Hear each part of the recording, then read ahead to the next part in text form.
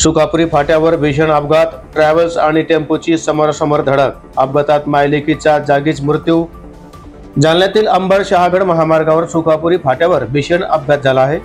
Mini travels बस आणि टेम्पोची समोरासमोर धडक होऊन मायलेकींचा दुर्दैवी मृत्यू झाला आहे। अंजना पुरुषोत्तम सापनार वय 30 वर्ष यांचा जागीच मृत्यू झाला, तर अनुसया पुरुषोत्तम सापनार वय 12 वर्ष यांचा जखमी अवस्थेत रुग्णालयामध्ये उपचारासाठी हलविण्यात येत असताना मृत्यू झाला।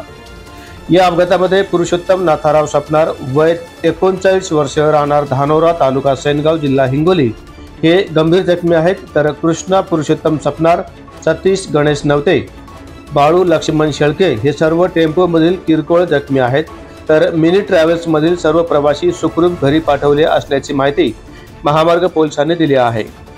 बीड वरून जालनाकडे येणारी मिनी ट्रॅव्हल्स आणि विरुद्ध दिशेने जाणाऱ्या ऊसतोड कामगारांच्या टेम्पोची समोरासमोर धडक होऊन हा भीषण अपघात झाला आहे। शुक्रवारी रात्री 12 वाजेच्या सुमारास अपघात घडला असून अपघाताची माहिती मिळताच महामार्ग पोलीस केंद्राचे प्रभारी अधिकारी पोलीस उपनिरीक्षक RK Nikam, head constable Rathod, police constable Gawai, police constable Dabhade इत्यादींनी घटनास्थळी धाव घेऊन स्थानिक नागरिकांच्या मदतीने मदतकार्य केले आणि दोन्ही वाहने रोड साईडला लावून महामार्गावरील वाहतूक सुरळीत केली।